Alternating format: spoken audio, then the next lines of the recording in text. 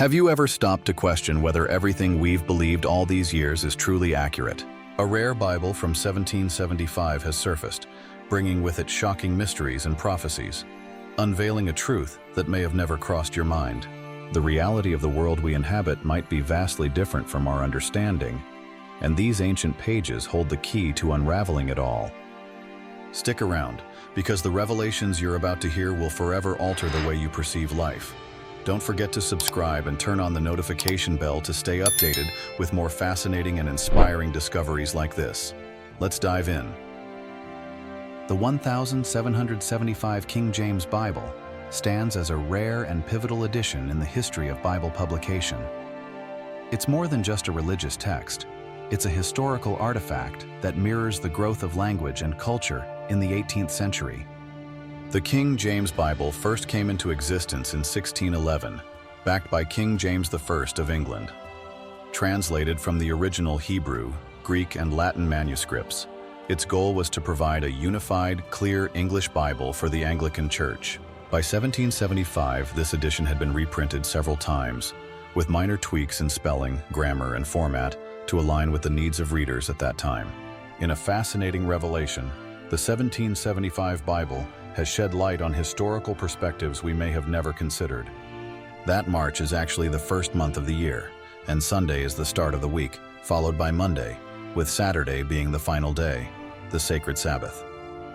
This Bible stands as a historical reminder, showing us that our understanding of time has evolved across the ages. It's fascinating to realize how ancient timekeeping systems intertwined not only with religious convictions, but also with the social structures of their time.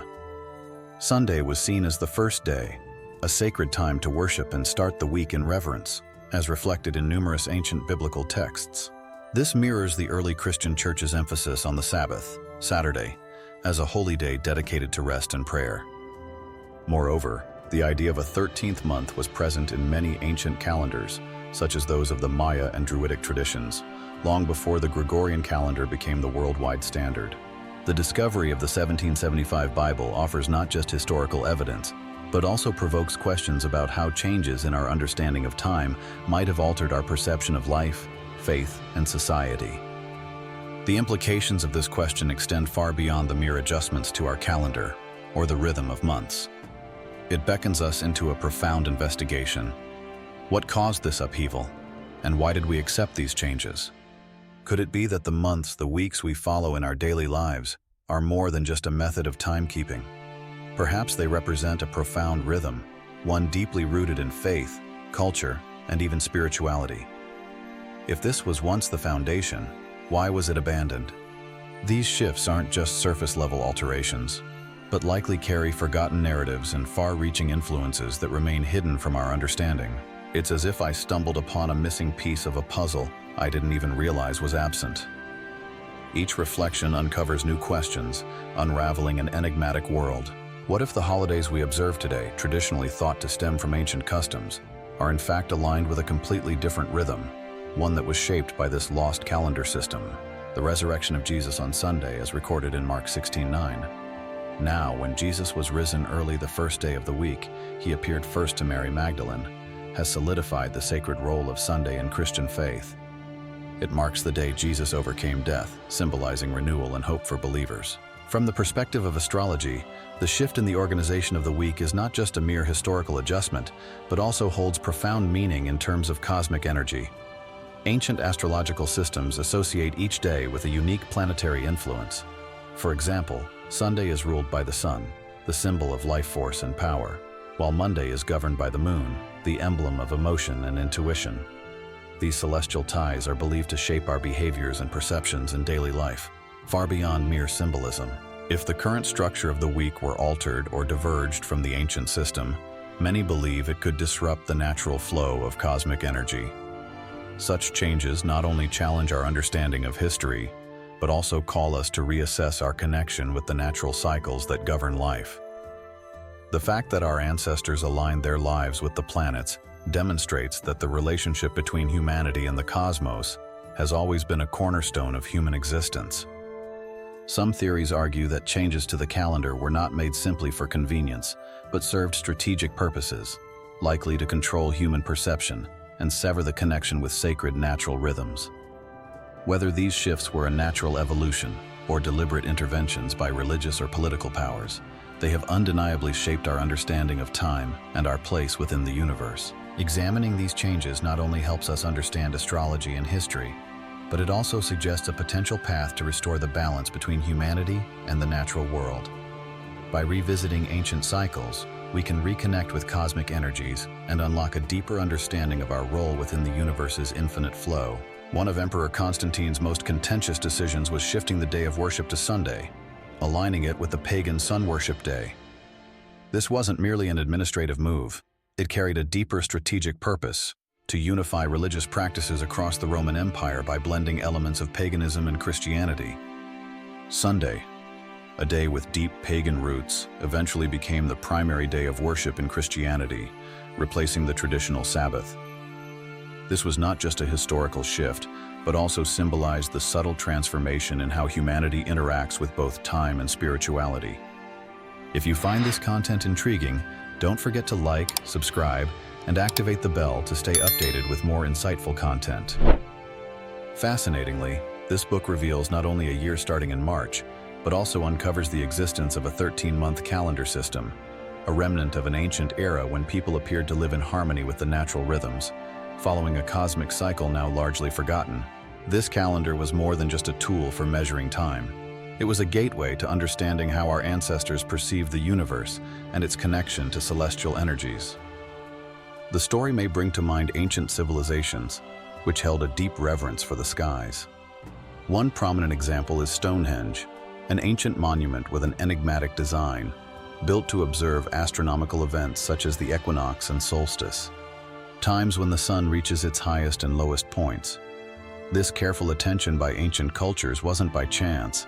It showcases the profound bond between humanity and natural cycles. By aligning festivals and dates with the movements of celestial bodies, a harmonious rhythm of life can emerge, one in which humanity doesn't just follow dates, but lives in sync with the natural world and the cosmos, fostering a deeper connection to the universe.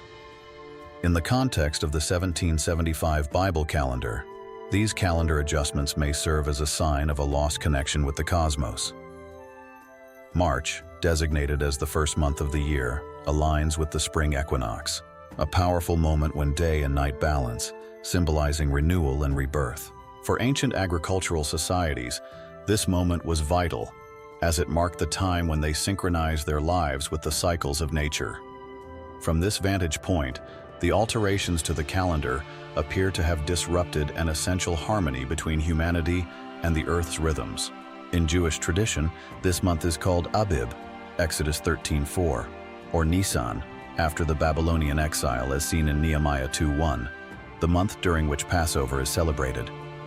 This corresponds with March or April on the modern calendar, depending on the lunar cycle. The 13-month calendar, as some scholars suggest, could be a reflection of a deeper connection to lunar cycles. The lunar calendar, used by cultures such as the Jewish people, is unique in that it adjusts to the solar year by adding a 13th month as needed, ensuring alignment with the cosmos. This calendar system was more than a mere division of time. It represented an intimate relationship with the cycles of nature. The 13-month structure may reveal that ancient humans lived in tune with celestial rhythms, holding on to ancient wisdom that is now lost to many of us. Today's calendar can be seen as a remnant of the celestial observations once revered by our ancestors. The ancients understood how lunar cycles influenced agricultural patterns and human activities, crafting their time systems accordingly. The 13-month calendar, with its meticulous attention to lunar phases and cosmic shifts, serves as clear evidence of how ancient peoples once lived harmoniously with nature. The 7-day week, based on celestial observations, endures as a legacy of their profound connection with the cosmos. The decision to mark Sunday as the first day of the week, as seen in the 1775 Bible calendar, reflects the sun's dominant role in the solar system. This not only shapes our understanding of time, but also represents a shift in how humanity once related to the universe. Examining the 1775 Bible calendar offers not only a fascinating historical insight, but also an opportunity to rediscover how cosmic energy and time have shaped religious practices and social structures throughout history. The integration of pagan traditions with Christian holidays, particularly Christmas, highlights a purposeful fusion of religious practices. Although December 25th was established by the Church in the 4th century as the birth of Jesus, it overlaps with the pagan festival of Saturnalia and the winter solstice, which celebrated the rebirth of the sun, a powerful symbol in various ancient cultures. The debate remains. Was Jesus truly born on December 25th? Despite the prominence of this date in Christian tradition, many scholars argue that biblical clues suggest Jesus may have been born in the spring, a time when shepherds kept their flocks outdoors, something unlikely to happen during December's winter chill. The alignment of Easter with the lunar cycle and the Jewish Passover points to a careful astronomical and biblical connection, prompting the question of why Christmas diverges from this pattern. One possible explanation is that the early church was more concerned with the symbolic meaning of Christ's birth, light overcoming darkness, than with historical precision, aligning Jesus' birth with the sun's rebirth. Emperor Constantine, a key figure in early Christianity, may have chosen to place Jesus' birth in December to coincide with pre-existing pagan festivals, such as the December 23rd celebration of Tammuz, the son of Nimrod, a mythical figure believed to be reborn in his child. This strategy of blending Christmas with pagan customs could have eased the transition for pagans into Christianity. Another interesting detail is the tradition of setting up a Christmas tree, a custom reflecting divine rebirth. This practice becomes more complex when considering the warning in Leviticus 16:21. You shall not plant for yourselves any tree as an Asherah beside the altar of the Lord your God, which may represent resistance to pagan practices. In pagan rituals, the decorations on trees symbolized fertility, while the tree itself served as a symbol of strength. These rituals, whether religious or mythical, reflect the enduring power of symbols in ancient cultures. The passage in Jeremiah 10 serves as a clear admonition to Israel. Hear the word which the Lord speaks to you, O house of Israel. Thus says the Lord, do not learn the way of the Gentiles. Do not be dismayed at the signs of heaven, for the Gentiles are dismayed at them, for the customs of the peoples are futile. The act of cutting down a tree, decorating it with silver and gold, and fastening it with nails to prevent it from toppling, as described in this passage, serves as a stark warning against adopting pagan rituals, urging the preservation of purity and faith. In relation to historical and spiritual symbols, the determination of Jesus' birth date in the 1775 Bible, using a 13-month calendar, represents a significant step in re-examining the historical context of key religious dates. This isn't just a technical adjustment. It invites us to consider the deeper connection between astronomical events and the spiritual narratives that have shaped our history. One of the most compelling questions raised is whether Jesus was really born in December, or could his birth have taken place in the spring season? Throughout history, scholars have debated the exact timing of Jesus' birth, often questioning the traditional December date. This question opens a new door to understanding the intersection of faith and the cosmos, urging us to rethink what the celestial signs might reveal. Spring, traditionally seen as a time of renewal, may offer a more fitting backdrop for the birth of a figure who symbolizes hope and rebirth. The thought that Jesus might have been born in spring aligns with other traditions that associate important spiritual events with seasonal transitions. If Jesus was indeed born during the spring, this would connect his arrival with themes of renewal, growth, and new beginnings that are tied to the spring equinox. This question could shift the way we view the spiritual significance of seasons and their potential role in the timing of divine events. The possibility that Jesus was born in spring encourages a closer examination of the astronomical events that might have influenced the early Christian narrative. As we consider this shift in understanding, it invites us to reflect on how we interpret sacred events within the framework of both faith and the natural world. The Julian calendar, introduced by Julius Caesar in 45 BC, marks a pivotal moment in the history of timekeeping. Before its creation, most calendars were based on the lunar cycle. The Julian calendar, however, shifted to a solar system, with a year lasting 365 days, and an extra leap day added every 4 years to ensure alignment with the seasons.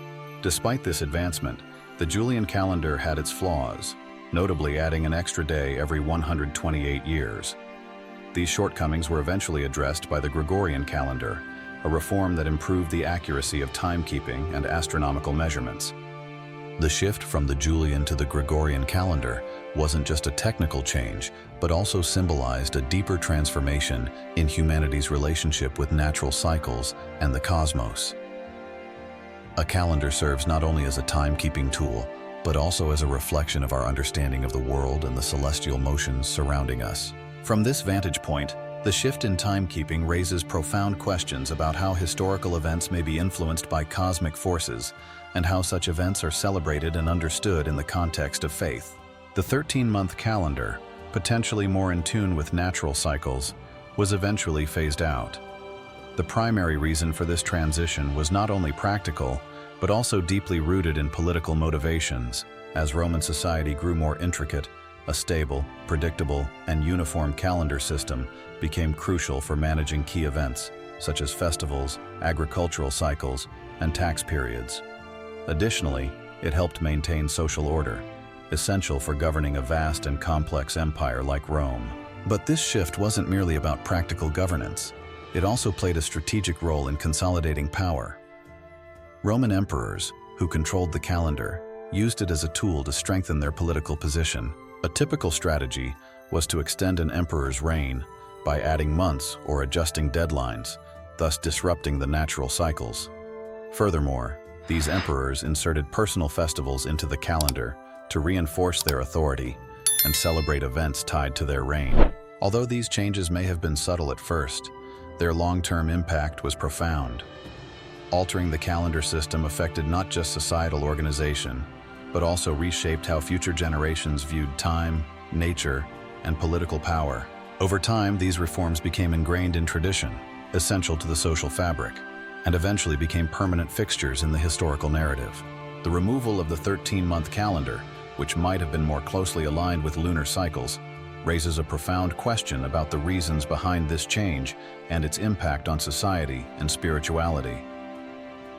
The theory that ruling powers and the church intentionally distanced themselves from lunar calendars to diminish the influence of pagan traditions is a plausible hypothesis. The phases of the moon were deeply connected to pagan festivals, and eliminating the 13th month could have been a way to sever the link between these rituals and what was considered orthodox in Christianity.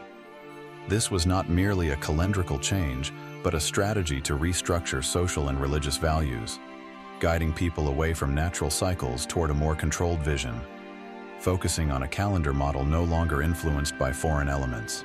Another reason for removing the 13th month could be related to numerology, with the number 13 long regarded as an unlucky number in many cultures. It may also be associated with the female menstrual cycle, which was often seen as something to be feared or stigmatized by ancient societies.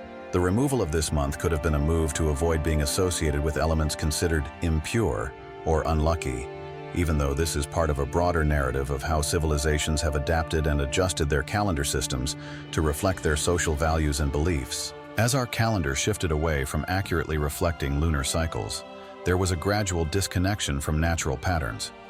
These changes not only affected religious rituals, but also disrupted agricultural cycles and the mental and spiritual health of people. The current Gregorian calendar, with its inaccuracies, can no longer synchronize perfectly with the lunar cycle, causing religious festivals to no longer occur at times when they align with celestial events. Christmas and Easter, festivals deeply connected to cosmic cycles, have now drifted away from the seasons and natural rhythms they once reflected. The consequences of disregarding natural cycles could be more profound than we realize.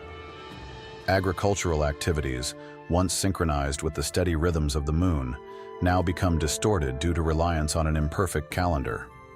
These impacts may reduce the sustainability of these activities and bring environmental consequences, as people no longer align their actions with Earth's natural cycles. Spiritually, the misalignment of sacred holidays also has subtle yet profound effects. If religious festivals are no longer held at times when they could resonate with cosmic energy, can our prayers and rituals achieve the spiritual elevation we desire?